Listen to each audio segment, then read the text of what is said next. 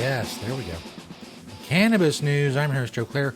It's September 2nd, 2019. It is Labor Day, observed here in the United States. It basically means, if you don't know, Labor Day was on Sunday, but nobody gets a day off of work for that, so they observe certain holidays on Mondays, so you can get that day off of work. But not me. I am here no matter what, because cannabis news does not wait for holidays. It waits for weekdays. I'm here 5 days a week, so that's how that works. I'm here through sleet, snow, all that stuff to bring you shows. You normally don't see it, but sometimes sleet and snow comes to the studios, and it's very, very upsetting. But I work through it, and I bring you a show nonetheless. That's right. For you. That's not a big guilt trip. I don't know what is. But happy Labor Day, everyone. Today, we're talking about all kinds of stuff, including Washington State considering a bill for home delivery of cannabis for smaller growers. Also, talking about medical marijuana in Mexico and in Thailand. A little international flavor on this Labor Day. First, of course, cannabis news is brought to you by Natureside, nature-side.com, and their organic, all-natural pesticides. Make sure you grow safe and poison-free. Don't use harmful chemicals on what you are growing. Use Natureside. Be regulatory compliant in the state that you are growing in. Don't put awful, yucky chemicals on things that people are going to be ingesting. It's gross. It's gross. Come on. Go to Natureside. I'm going to petition Natureside. That should be the new tagline. Don't use harmful chemicals. It's gross. It's gross. Come on. There you go. It's a little long. Maybe sort of edit down a little bit. But I think it has potential. So the folks in Natureside, I hope you're watching. I'm giving you free marketing advice. First story. For MarijuanaTimes.org, Washington considers a bill to allow cannabis delivery that could save small businesses. The Washington Liquor and Cannabis Board sent out draft legislation this week to members of the state's marijuana industry looking for input. Proposed bill is intended to help smaller scale farms that produce medical quality cannabis to stay in business and compete against the larger growers in the state. If I was able to deliver, that could save my business, said Aaron Jewell, owner of Funky Farms, a small-scale farm in Deer Park. With a medically compliant thing, the testing for that is so stringent and so expensive that it's really hard to work around. Larger growers feel it is unfair that these small businesses would get this advantage, but for many small businesses in the industry, it can be hard to keep up with the necessary requirements and fees. This is especially true in states like Washington, where medical cannabis is subject to additional testing that can be expensive and cumbersome for small farms to keep up with.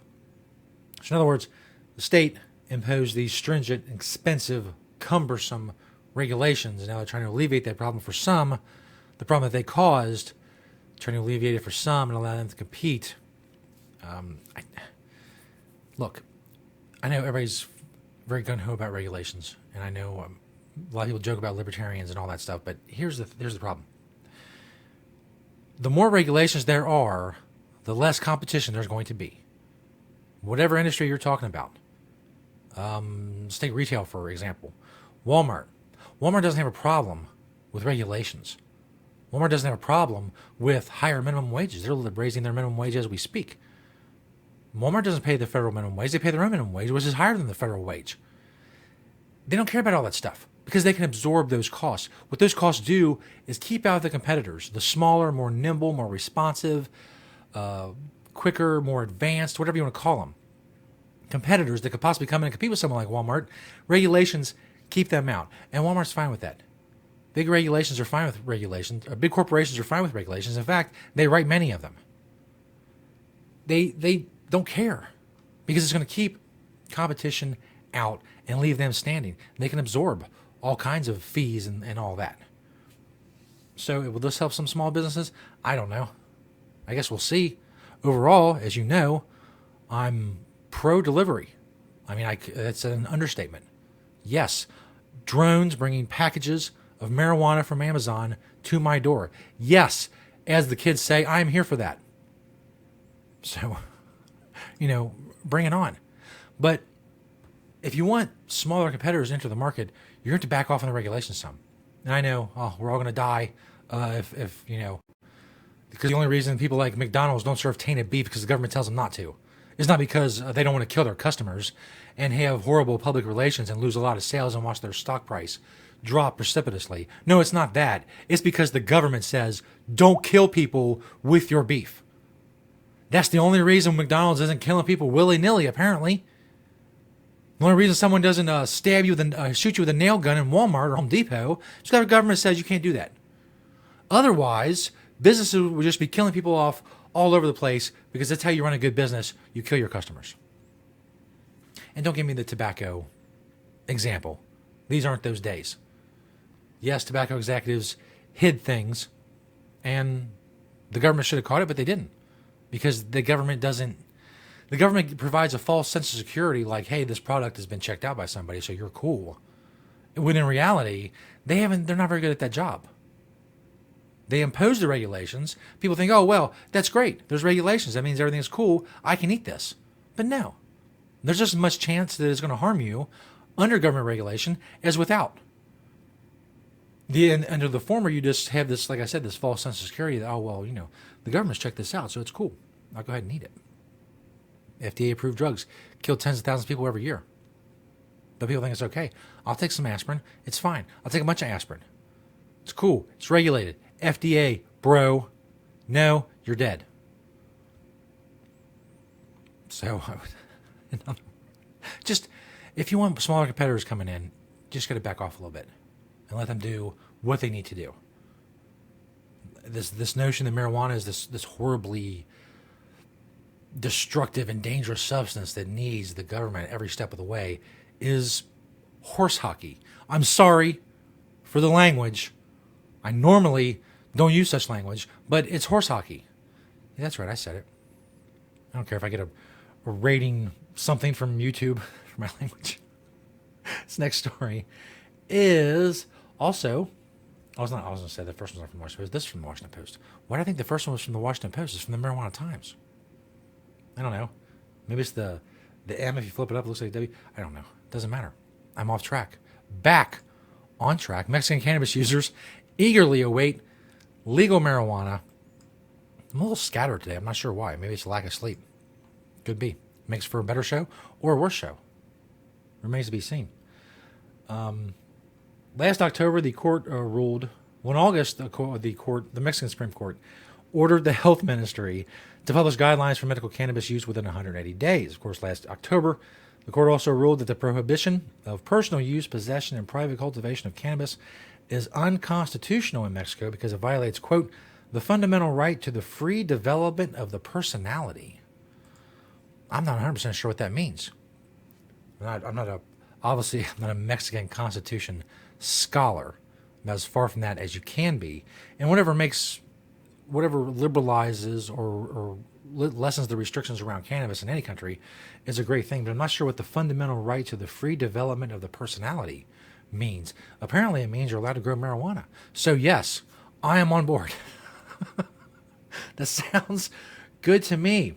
Cannabis advocates now have hopes that Mexican legislators will decriminalize marijuana before the end of 2019 because such rulings, that I mentioned before, do not automatically extend to everyone, but they often prod Congress to change the laws in the country. So we talked a lot about Mexican legalization and following these developments. The government has at times put obstacles in the way, of course, of legalizing cannabis, but that dynamic is expected to change under President Andres Manuel Lopez Obrador, who took office on December 1st. His interior minister has called for decriminalization and regulation of illicit drugs, so as to take away the power from the cartels and stop punishing users. Now listen to this. This is from Lisa Sanchez, director of the Mexicans United Against Crime. It's a group that has campaigned to decriminalize drugs. Listen to this quote. The security strategy needs to be reoriented towards crimes that really have victims. Somebody had to say that. Think about that for a minute. Step back for a minute, and someone had to point out that maybe, just maybe, we should be focused on crimes. When I say we, I mean law enforcement, whatever country you're in, to be focused on crimes where there are victims, where people's rights have been infringed. Something's been taken from them, something's been done to them, things of this nature. The fact that someone has to enunciate this, and people have to do it all the time. I do it a lot on this show. I say all the time, marijuana users, growers, sellers, they're not infringing the rights of anyone else, so therefore they're not criminals. It seems so... It should be obvious. Let's put it that way. It should be obvious, but it's not. It's so not obvious that people have to say it all the time. We should reorient our security strategy, towards crimes that really have victims. Yes, crimes with victims. Okay, that sounds like a good idea. We'll go with that. It's just so odd. It's the main thing I've learned from this show, doing this show now, almost 2 years. It's so odd. The things that we accept and the way things are, when you really just step back for a minute and look at them from a logical perspective, it seems nuts. It seems nuts that people have to point out that victims are needed for a crime to have occurred. But it's not. It's not at all. It's part of a news story in the Washington Post. Just a quote. I don't know. I'm trying my best here, people. I am. I really am. I'm trying my best to point these things out. I know a lot of you like and share and comment on the videos. That's great. Keep spreading the truth, because I'm at a loss sometimes. I really am. Not just because of a lack of sleep on this particular day, but overall, with some of the things that go on. Crimes. We should focus on crimes with victims. This last story is from Forbes.com. Thailand includes low-level cannabis and hemp extracts on its approved medical marijuana list. To promote the development of medical marijuana products, UN member state Thailand has removed low-level cannabis and hemp extracts from its banned narcotics substances list, according to officials. Hemp seed and oil derivatives will be allowed. Thailand legalized medical marijuana last year. The intention is to allow extracts to be used in medicine, cosmetics, and food, and support hemp as a cash crop. This is what Teres Crescent-Arawingwong said. I think I nailed it. I actually practiced that named. Crescent-Arawingwong.